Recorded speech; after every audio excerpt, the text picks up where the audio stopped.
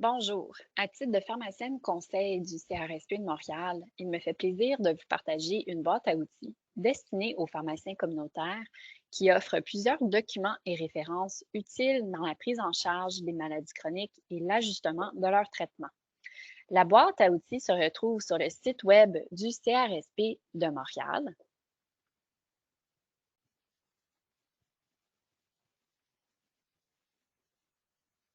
Dans la section Pour votre pratique et dans le sous-onglet Maladies chroniques. Vous y trouverez notre boîte à outils ainsi que la capsule vidéo. Passons maintenant au formulaire de communication, outils cliniques et formation continue. Au CRSP de Montréal, nous travaillons avec les établissements de santé pour créer un formulaire qui facilitera la prise en charge des maladies chroniques par le pharmacien communautaire pour la clientèle orpheline. Ce formulaire sera disponible dans les urgences, les GMF et les cliniques du territoire. Le document est toujours en développement et sera publié dans les prochains mois. Vous trouvez aussi dans notre boîte à outils plusieurs formulaires créés par l'APPSQ et le RQP-GMF.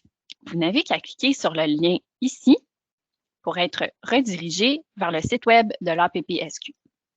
Vous avez ensuite à remplir vos informations, soumettre votre réponse et vous serez ensuite redirigé vers les outils Projet de loi 31.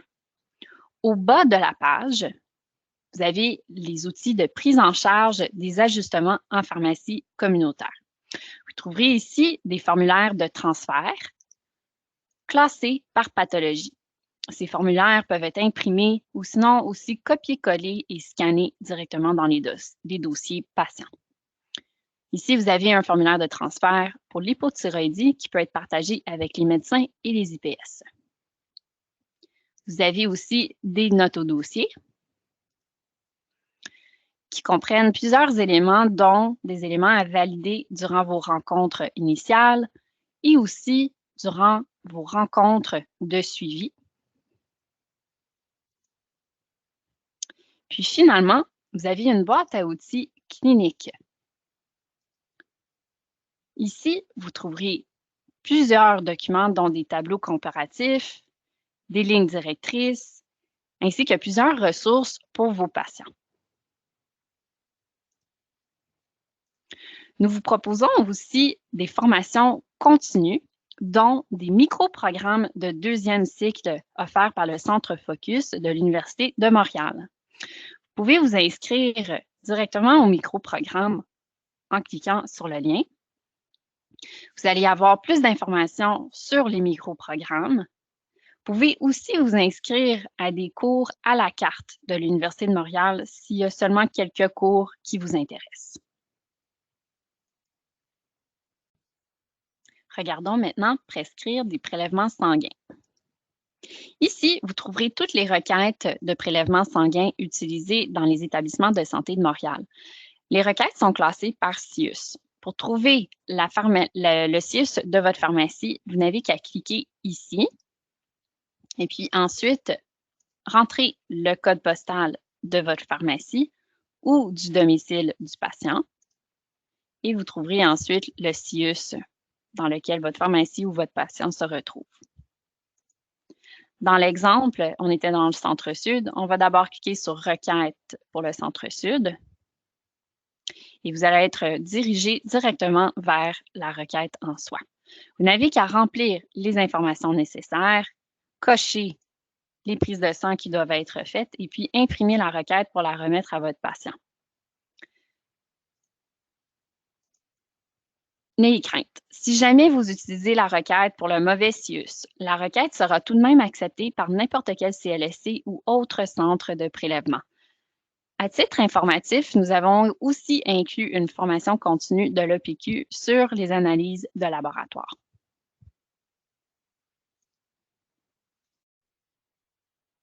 Regardons maintenant corridor de service pour la clientèle orpheline.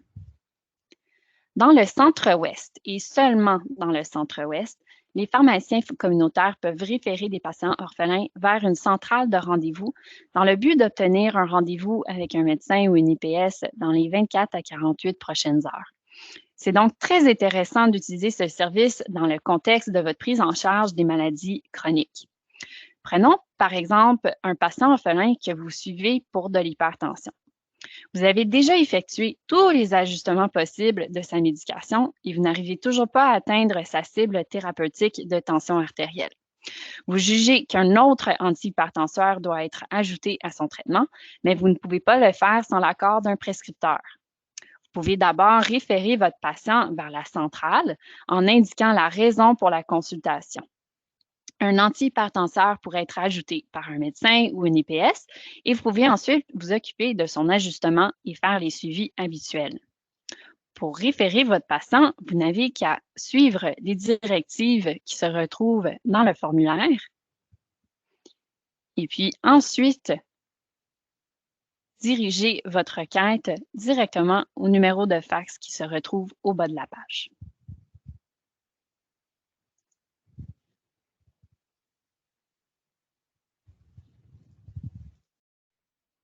Pour les programmes montréalais de maladies chroniques, cette section est toujours en cours de développement et sortira dans les prochains mois. Passons à faciliter l'inscription au GANF. En tant que professionnel de la santé, les pharmaciens doivent s'assurer que les patients orphelins soient sur le guichet d'accès aux médecins de famille ou le GANF. Si votre patient orphelin n'est pas inscrit au GANF, dirigez-le vers le site ici au haut de la page. Le patient pourra ensuite suivre les directives pour s'inscrire lui-même au GANF. En cas de problématique avec l'inscription, le patient peut communiquer avec son guichet d'accès pour la clientèle orpheline ou GACO. Trouvez le GACO de votre patient en cliquant sur le lien qui est ici au bas de la page. Entrez le code postal de votre patient et vous trouverez le numéro de téléphone du GACO.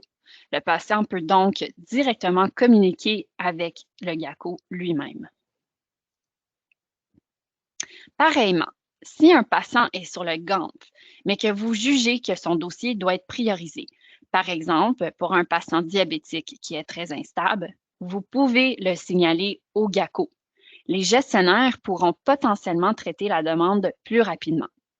Les patients sans carte RAMQ ne peuvent pas s'inscrire au GANF en ligne. Ils doivent plutôt communiquer avec le GACO par téléphone. Vous avez aussi d'autres ressources dans notre boîte à outils, dont le répertoire des ressources en santé et services sociaux auxquels vous pouvez référer vos patients. Dans le répertoire, vous trouverez plusieurs offres de services, dont les CLSC, les services de naloxone, services d'avortement et les cliniques de dépistage et de prévention des ITSS. Prévention et contrôle des infections en pharmacie. Étant donné que nous vivons toujours sous les contraintes d'une pandémie, nous devons continuer à suivre des mesures sanitaires qui protégeront nos patients et notre public. C'est pour ça que nous avons inclus aussi le guide de l'OPQ sur les mesures sanitaires à suivre en pharmacie. Vous avez aussi une formation au ENA qui est accessible à tous. Vous n'avez qu'à cliquer sur le deuxième lien ici pour être redirigé vers le site web de ENA. Vous pouvez ensuite rentrer vos informations et vos codes d'accès ENA. Si vous n'avez pas de code accès ENA, vous n'avez qu'à choisir Institut national de santé publique du Québec.